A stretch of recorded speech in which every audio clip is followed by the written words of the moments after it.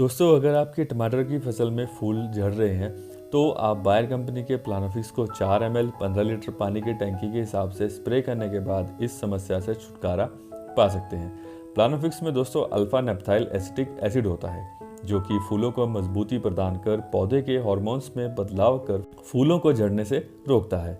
यह तो हो गया दोस्तों आसान सा विकल्प फूलों को झड़ने से रोकने के लिए, जो कि हर किसान को पता है, क्योंकि दोस्तों प्लानोफिक्स एक पीजीआर है और इसका टमाटर में मुख्य उपयोग फूल झड़ने से रोकने के लिए ही किया जाता है। लेकिन दोस्तों फूल झड़ने की समस्या जितनी छोटी दिखती है वहीं इसके पीछे बहुत से कारण छिपे होते हैं। जिस किसान को इसके बारे में पता है उनकी फसलों में फूल झड़ने की समस्या बहुत ही कम आती है, और ज़्यादातर किसानों को पूरी जानकारी पता ना होने के कारण सब कुछ उपयोग करने पर भी यह परेशानी शुरू से लास्ट स्टेज तक ही रहती है, जिसका सीधा सा असर हमें अपने उत्पादन पर देखने के लिए मिलता है, और कई बार तो दोस्तों उत्पादन लागत से भी कम हो जाता है। दोस्तों, अगर आपको वीडियो अच्छी लगे तो लाइक ज़रूर करना और सब्सक्राइब करने के लिए मैं नहीं बोलूँगा। अगर आपको वीडियो में बताई जानकारी अच्छी लगे तो आप तभी सब्सक्राइब करना और वीडियो को अंत तक ज़रूर देखना, ताकि यह जानकारी सभी ज़रूरतमंद किसानों तक ज़रूर पहुँचे। तो नमस्कार दोस्तों, एक बार फिर से स्वागत है आप सबका। तो दोस्तों टमाटर में बहुत सी बीमारी होती है, जिसमें से एक है दोस्तों फूल झड़ना। गर्मियों में तापमान अधिक बढ़ते और घटते रहने से टमाटर में फूल झड़ना शुरू हो जाता है, यानी कि दोस्तों दिन के समय में तापमान का ज़्यादा होना और रात के समय में तापमान का कम होना, तो इस वजह से भी टमाटर में फूल झड़ने शुरू हो जाते हैं। तो दोस्तों फूल झड़ने की समस्या से छुटकारा पाने के लिए सबसे पहले तो दोस्तों आपको टमाटर की फसल में खाद का सही तरीके से इस्तेमाल करना होता है, जिसमें सभी ज़रूरी पोषक तत्व होते हैं, और इसके साथ ही दोस्तों सूक्ष्म यानी माइक्रो न्यूट्रिएंट्स भी बहुत ज़रूरी होते हैं। और वहीं दोस्तों अगर टमाटर में पूर्ण पॉलिनेशन ना हो तो इसकी वजह से भी टमाटर की फसल में फूल झड़ने की समस्या देखने के लिए मिलती है। और इसके साथ ही दोस्तों कई किसान टमाटर में तेज़ी से ग्रोथ के लिए टमाटर की फसल में सल्फर, यूरिया, पोटाश और अन्य खाद अधिक उपयोग में लाते हैं, जिसकी वजह से भी हमें फूल झड़ने की समस्या देखने को मिलती है। तो इसके लिए दोस्तों आपको टमाटर में खाद का उपयोग सही मात्रा में और सही समय पर ही डालना होता है। और वहीं दोस्तों टमाटर में कैल्शियम की कमी से भी फूल झड़ने की समस्या देखने के लिए मिलती है। और दोस्तों गर्मी के मौसम में टमाटर में फूलों को झड़ने से रोकने के लिए कैल्शियम को डालकर हमें सिंचाई करनी चाहिए।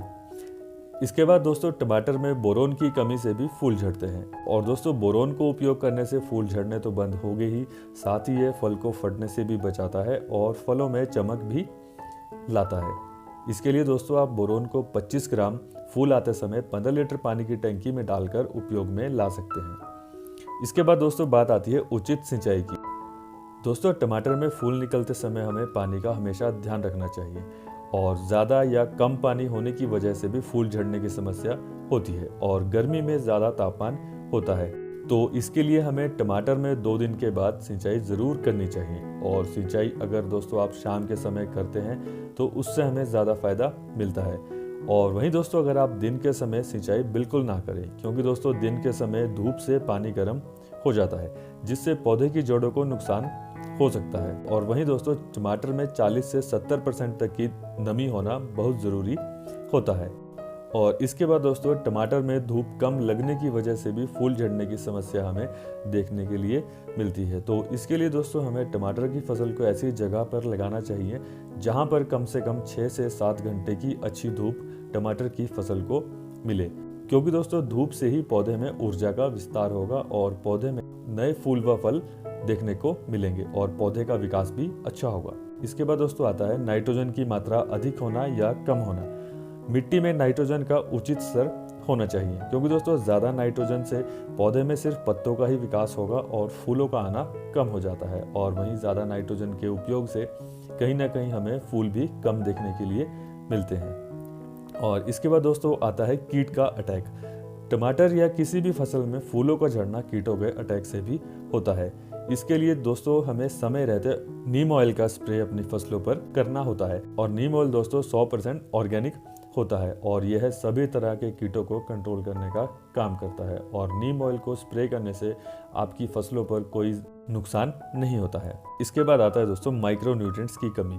एनपीके को डालने के बाद दोस्तों आपको माइक्रो न्यूट्रिएंट्स का भी ध्यान रखना होता है। माइक्रो न्यूट्रिएंट्स की कमी से भी फसल में फूल झड़ने की समस्या देखने के लिए मिलती है। माइक्रो न्यूट्रिएंट्स की कमी से भी फसल में फूल आते तो हैं, लेकिन वह फूल या तो झड़ जाते हैं या फिर वो सूख जाते हैं। तो इसके लिए दोस्तों आपको अपनी फसल में सभी तरह के जरूरी माइक्रो न्यूट्रिएंट्स का डालना बहुत जरूरी होता है, जैसे दोस्तों जिंक, कॉपर, मोलिब्डेनम। और इसके अलावा दोस्तों आप अमेज एक्सेल, बायोविटा और क्वांटिस को भी अपनी फसल में माइक्रो न्यूट्रिएंट्स की कमी को पूरा करने के लिए उपयोग में ला सकते हैं। या फिर दोस्तों आपके एरिया में या फिर मार्केट में जो भी आपको अच्छा माइक्रो न्यूट्रिएंट मिले, आपको उसे अपनी फसल में जरूर डालना चाहिए। इसके बाद दोस्तों बात आती है इंसेक्टिसाइड और फंगिसाइड की।